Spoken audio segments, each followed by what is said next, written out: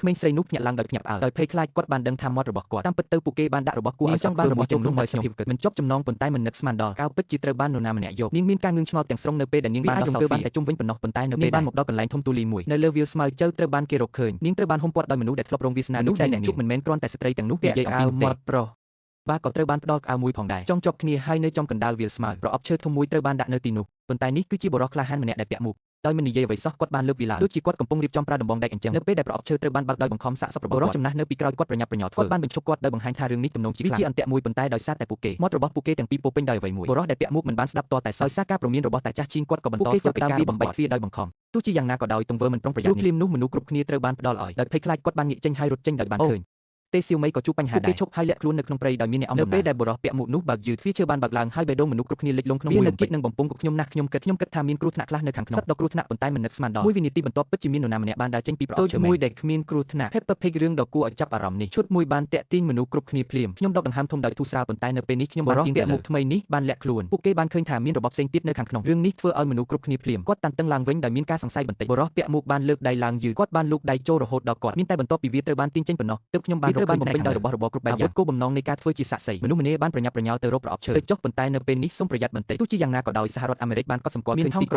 មួយហើយនៅខាងក្នុងមានកូនសោមួយនៅទីនោះហើយខ្ញុំបានដឹងនេះអាចជាកលេសនៃអាវបន្ទាប់ពីទទួលបានកូនសោហើយនាងក៏រត់ទៅរកនេះយ៉ាងវានៅចំពោះមុខប៉ុន្តែលទ្ធផលគឺមិនមែនដោយការរំពឹងទុកសនេះទោះយ៉ាងណាក៏ដោយវាអាចបើកនៅក្នុងមាត់បានដោយសារមនុស្សគ្រប់គ្នាមានការងឿងឆ្ងល់អ្នកដែលត្រូវបាននាំមកទីនេះគឺគ្រាន់តែខ្ញុំមិនយល់ថាមានអ្វីនឹងកាត់ឡើងបន្តអ្វ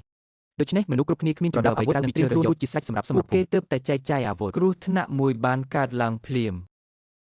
ការបាញ់ប្រហារភ្លាមបានសម្លាប់អ្នកដែលមានវត្តមានពងមនុស្សភ័យស្លន់ស្លោភ្លាមរួចហើយប៉ុន្តែភ្លាមនោះវិនាទីបន្ទាប់កំពុងសម្លឹងមើលនេះជាអ្វីដែលបានកើតឡើងចំពោះក្មេងស្រីដែលបានប្រឡាក់នៅនឹងកន្លែងហើយនេះក៏ដោយភ័យខ្លាចគាត់ក៏ឈរស្ងៀមនៅនឹងកន្លែងនៅពេលនោះវីរបុរសដ៏ក្លាហានម្នាក់ហានកាន់កាំភ្លើងពីដើមបានស្ទុះចូលទៅក្នុងសម្រភពគាត់បានឡើងទៅហើយមួយវិនាទីបន្ទាប់គាត់បាញ់ដោយសត្រូវនៅក្នុងស្រមោលវាបានខ្លាចជាសំណាញ់មួយហើយបន្ទាប់មកលាក់ខ្លួននៅក្នុងប្រអប់ឈើចង់ពឹងផ្អែកលើប្រាជនាដ៏ប៉ិនប្រសប់ដើម្បីលាក់ខ្លួននៅក្នុងព្រៃទល់មុខអ្នកអាចរត់បាននាងបានចំពុកជើងដួលពេលកំពុងរត់ចូលទៅក្នុងរណ្ដៅមួយស្ដាប់ស្ត្រីនិយាយបេះដូងស្រែករកជំនួយយ៉ាងខ្លាំងនេះដែលមានចិត្តល្អគ្មានជំរឿអ្វីក្រៅប្រញាប់ប្រញាល់ទៅកណ្ដាលក្របកាំភ្លើងជួយសង្គ្រោះស្ត្រីម្នាក់ស្ត្រីនោះស្រាប់តែស្លាប់បុរសនោះបានធ្លាក់ចូលទៅក្នុងអន្ទាក់របស់ស្ត្រីទ្រូងនិងកំភួនស្ត្រីនោះបានឆ្លងមេរោគអន្ទាក់របស់ស្ត្រីទ្រូងនិងកំភួនជើងរបស់គាត់ត្រូវបានចោះរួចហើយទោះបីជាអ្នកដឹងថាស្ត្រីនោះគ្មានអ្វីអាចធ្វើបានទេក្រៅពីចិត្តសប្បុរសនេះនៅតែសម្រេចចិត្តជួយសង្គ្រោះពីគីមខាងទីប៉ុន្តែនៅពេលដែលគាត់ទីបំផុតអាចទទួលបានមនុស្សនោះត្រូវបានជួយសង្គ្រោះវិនាទីបន្ទាប់ហើយបន្ទាប់មកខ្ញុំបានជន់មីនដោយចៃដន្យ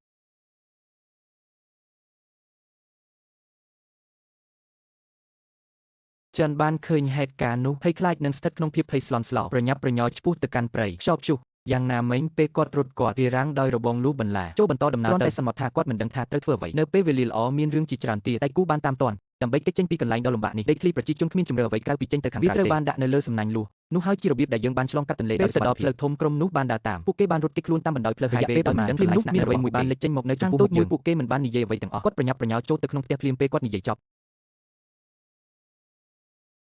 ម្ចាស់ហាងក៏ស្ថិតក្នុងចំណោមពួកគេដែរការបង្ហាញកម្លាំងនេះធ្វើឲ្យមន្ត្រីមូលដ្ឋានភ័យខ្លាចគាត់បានសាមខោនៅនឹងកន្លែងហើយគិតថាពួកគេជាចោរដែលមកប្លន់យើងទោះបីជាម្ចាស់ហាងមានអាយុ2ឆ្នាំក៏ដោយបុរសចំណាស់ម្នាក់កំពុងឈានចូលដល់វ័យសពិចសពិលមួយចំនួនតូចដែលនៅតែញ័រខ្លួនពួកគេមិនហ៊ានបន្ធូរបន្ថយការប្រុងប្រយ័ត្នយ៉ាងណាក៏ដោយបន្ទាប់ពីការសង្កេតរបស់ពួកគេទោះជាយ៉ាងណាក៏ដោយពេលពិនិត្យឲ្យបានដិតដល់គ្មានការរត់ឃើញណាមួយត្រូវបានរកមានអារម្មណ៍ធូរស្រាលលុះត្រាតែនាងប្រុងប្រយ័ត្នហើយឃ្លានខ្លាំងរហូតដល់ទ្រូងរបស់គាត់ចូលលើខ្នងរបស់គាត់ដោយមិននិយាយអ្វីទាំងអស់យកអាហារពីហាងដើម្បីបំពេញក្រពះរបស់មនុស្សនៅពេលដែលគាត់លេបវាភ្លាមនោះគាត់មានអារម្មណ៍ជាចាប់ខ្លាំងនៅក្នុងពិបាកនឹងយកឈ្នះណាស់ហើយបន្ទាប់មកវាដូចជានៅគាត់បានដួលទៅលើដីដូចជាត្រូវគេបំពេញដែលពួកគេអាចប្រតិកម្មបានម្ចាស់ហាងបានពាក់ឧបករណ៍ការពាររួចហើយរបាំងមុខពលត្រូវបានបោះចោលនៅវិនាទីបន្ទាប់ធំឧស្ម័នមិនស្គាល់អត្តសញ្ញាណមួយមានតែពេលនោះទេដែលពួកគេបានដឹងខ្លួននេះជាហាងរបស់ Garfield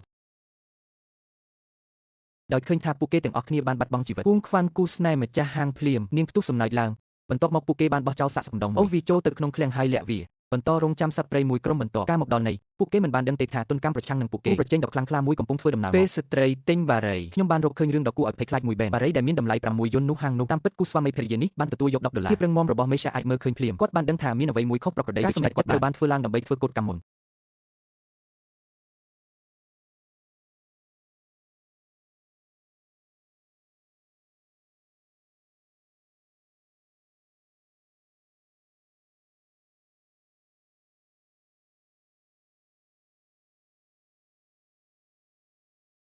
ដូច្នេះហើយឈ្មួញទុច្ចរិតទាំងពីរនាក់បន្ទាប់ពីទទួលបានអាហារថ្ងៃត្រង់ដែលដាក់ក្នុងសាហៀបនឹងជួយបារីមួយដើមដើម្បីស្ងប់ចិត្តខ្ញុំភ្ញាក់ផ្អើលយ៉ាងខ្លាំងពេលខ្ញុំបានរកឃើញប្រអប់បណ្ដាលនោះទេស្អាតដូចស្រមោល ពីនីតិនេះធ្វើឲ្យគាត់ដឹងខ្លួនអ្វីមិនសាមញ្ញទេដូច្នេះគាត់បានរើសកំភ្លើងបាញ់ថ្នាំហើយសង្កេតមើលសត្វគេបានឡំពាត់វាហើយបន្ទាប់មកទើបដឹងថាខ្លាំងសាកសពជនរងគ្រោះដ៏គួរឲ្យរន្ធត់ចំនួន3ត្រូវបានលាក់ទុកនៅទីនោះជាគ្រួសារនេះពិតជាគ្រួសារមួយទំនិញនៅផ្សារងឹតគាត់ជាអ្នកចំណូលថ្មីមិនហ៊ានប្រថុយប្រឋានឡើយបន្ទាប់មកគាត់បានចាប់យកដាក់គ្រាប់កាំភ្លើងចូលត្រៀមខ្លួនដើម្បីបន្តការលើកកម្ពស់អំពើល្អជាជាងតែពេលគាត់ហៀបនឹងបើកឡានពេលចាក់ចេញចិត្តល្អិតល្អន់គាត់បានកត់សម្គាល់ឃើញថាមានអ្វីមួយអ្វីដែលខ្ញុំអាចមើលឃើញគឺដែកចង្កូតខាងលើនេះខ្សែស្ដាងមួយត្រូវបានរុំជុំវិញវាខ្សែនេសាទស្ដាងនិងខ្សែនេសាទនៅចុងម្ខាងទៀតវាត្រូវបានភ្ជាប់ទៅនឹងគ្រាប់បែកដ៏មានឥទ្ធិពលមួយភាពរឹងមាំរបស់លីសាមិនបានធ្វើភ្លាមទេជំនួសឲ្យការវាកំទេចវាត្រូវបានលាក់ទុកនៅគេបានសង្កេតមើលស្ថានភាពដោយស្ងៀមស្ងាត់ពីកំពូលយូរប៉ុន្មានវាក៏ហើរយឺតលើអាកាសបញ្ជូនយន្តហោះគ្មានមនុស្សបើកឲ្យហោះឡើងលើសង្កេតមើលស្ថានភាពនៅមុខខាងនេះពិតជាអស្ចារ្យណាស់ជាក់ស្ដែងអ្នកដែលបញ្ជាយន្តហោះគ្មានមនុស្សបើកពួកគេមានចំនួនជាមួយម្ចាស់ហាងសត្រខុនប៉ុន្តែភ្លាមនោះវាបានប្រែក្លាយទៅជ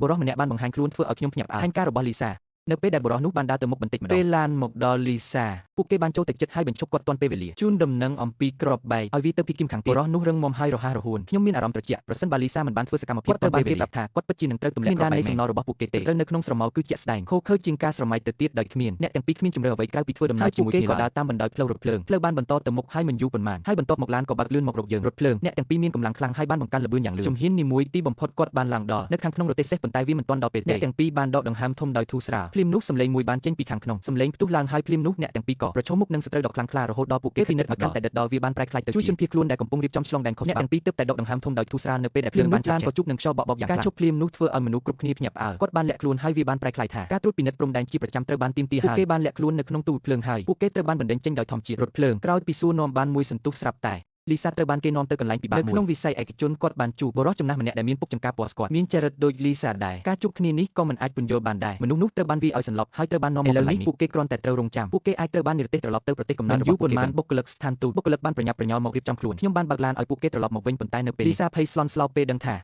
ាបុគ្គលិកម្នាក់នេះទំនងជាคล้ายៗមួយដូច្នេះនាងបានឆ្លៀតឱកាសពីវាម៉ាស៊ីនមិនត្រូវបានលើកឡើងដោយជើងរបស់វាទេប៉ុន្តែ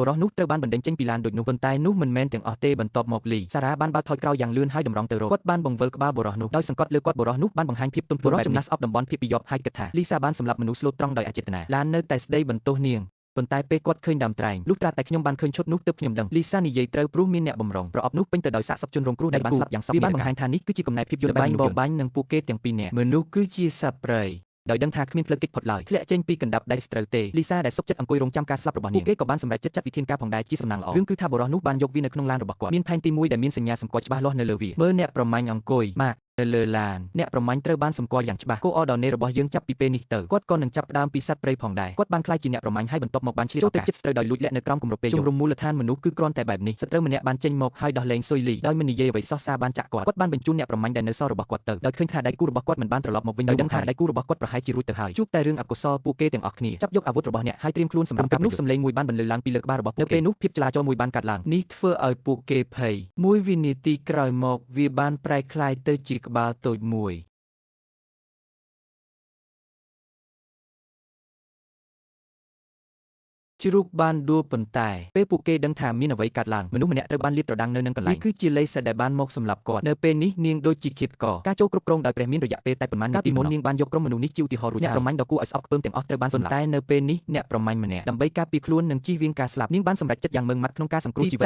របស់មេគំនិតការពិតនៃសោកនាដកម្មនេះត្រូវបានបង្ហាញល្បែងបរបាញ់ដ៏មនុស្សធម៌វាត្រូវបានបង្កើតឡើងដោយស្ត្រីមហាសេដ្ឋីម្នាក់ត្រឹមតែមួយឆ្នាំមុន 4K ជាច្រើនអ្នកមានមកពីប្រទេសត្រូវបានប្រមូលផ្ដុំគ្នាគេបានពិភាក្សាគ្នាពីរបៀបស្វែងរកអ្វីដែលថ្មីសៀនលេលេគិតហើយគិតទៀតមហាសេដ្ឋីស្ត្រីម្នាក់បានសម្រេចចិត្តរៀបចំផែនការធ្វើដំណើរបរបាញ់ដូច្នេះពួកគេបានជ្រើសរើសរឿងដោយប្រុងប្រយ័ត្នចងក្រងបញ្ជីឈ្មោះជនក្រីក្រនឹងវាគាត់ចេញហើយនាំគាត់មកទីនេះកន្លែងដែលសំបីតែសត្វស្លាប់ក៏មិនបន្ទោរបងគឺសម្បិញបំណងប្រាថ្នាដ៏អាក្រក់របស់ពួកគេពេលដឹងការពិតលីសាក៏ដោយមិនស្ទាក់ស្ទើរគាត់បានបាញ់បុរសនោះមនុស្សត្រូវបានបញ្ជូនទៅឋានសួគ៌ខាងលិចយងទៅតាមអដនេដែលផ្ដល់ដោយវែងគឺលឿនណាស់លីសាដើរទៅមុខដោយស្ងៀមស្ងាត់ទៅលេងផ្ទះសេដ្ឋីស្ត្រីម្នាក់ជញ្ជាំងត្រូវបានគ្រប់ដណ្ដប់ដោយរូបភាពរបស់មនុស្សព្រៃខឹងសម្បាភ្លាមចំពោះបញ្ជីនោះគាត់កំពុងឆេះដោយកំហឹងហើយបានស្បត់ថានឹងកំទេចរបស់នាងត្រូវបានខ្ចាក់ខ្ចាយភ្លាមស្ត្រីនៅពីក្រោយឆាកនៅក្នុងផ្ទះបាយអ្នកមានអាចប្រឈមមុខនឹងលីសាមហាសេដ្ឋីស្ត្រីដែលមកដល់គឺជាដង្កូវនាងស្ងប់ស្ងាត់ទាំងស្រុងដូចជាអ្វីដែលបានរំពឹងទុកនាងត្រូវបានកាត់ទោសឲ្យនាំស្ត្រីរបស់នាងមកពួកគេច្រណែនខ្លាំងណាស់ពេលជួបគ្នាអ្នកទាំងពីរដែលមិនចុះសម្រុងគ្នានៅពេលនោះការប្រយុទ្ធគឺមិននឹកស្មានដល់ស្ត្រីអ្នកមានម្នាក់នេះហើយក៏មានជំនាញខ្លះដែរអ្នកទាំងពីរបានប្រយុទ្ធគ្នាយ៉ាងស្វិតស្វាញអស់មួយរយៈពិបាកក្នុងការដកថយហើយគ្មាននរណាម្នាក់អាចធ្វើអ្វីបានតែនៅពេលនេះមហាសេដ្ឋីស្ត្រីមិនអើពើនឹងសូវធေါ်ក្បាច់គុណលួចលាក់ពីដីរើសយកមុតស្រួចមួយសម្យុទ្ធបានឆ្លៀតឱកាសចាក់ទម្លុះលីសាពោះរបស់លីសាភ្លាមស្ត្រីនោះមានការជឿចាប់យ៉ាងខ្លាំងមហាសេដ្ឋីមើលទៅមានចិត្តអំនួតនាងមានចិត្តឆ្មើងឆ្មៃដោយគិតថានាងបានធ្វើរួចទៅហើយជ័យជំនះប៉ុន្តែមិននឹកស្មានដល់បន្ទាប់ទៀតក្មេងស្រីទី2